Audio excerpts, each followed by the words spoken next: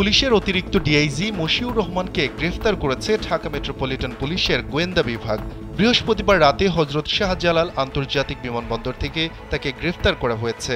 DMP ডিবির যুগ্ম commissioner Rabiul Hossain Bhuiyan গ্রেফতারের বিষয়টি নিশ্চিত করেছেন। তিনি জানান, মশিউরের বিরুদ্ধে ৮টি হত্যা মামলা হয়েছে। কোনটাতে গ্রেফতার দেখানো হবে তা এখনও নির্ধারণ করা হয়নি।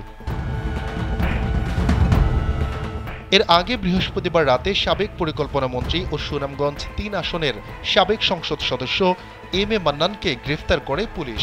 শান্তিগঞ্জ উপজেলার বাসভবন থেকে গ্রেফতার করা হয় তাকে।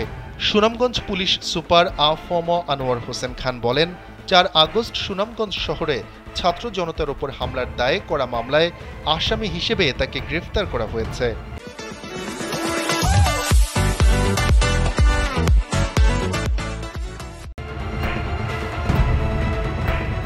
জানা গেছে, গেল ২ সেপ্টেম্বর বৈষম্য বিরোধী ছাত্র আন্দোলনে হামলা ও গুলির ঘটনায় সাবেক পরিকল্পনা মন্ত্রী এম এ মান্নান সহ ৪ জন সাবেক সংসদ সদস্য ও জেলা আওয়ামী লীগের সভাপতি এবং সম্পাদক সহ ৯৯ জনের নাম উল্লেখ করে অজ্ঞাত ২০০ জনকে আসামি করে আদালতে দ্রুত বিচার আইনে মামলা দায়ের করা হয়। ওই দিন দুপুরে সিনিয়র জুডিশিয়াল ম্যাজিস্ট্রেট নির্জন কুমার মিত্রর আদালতে মামলা দায়ের করেন দোয়ারা বাজারের এরোয়াখাই গ্রামের মোহাম্মদ হাফিজ আহমদ।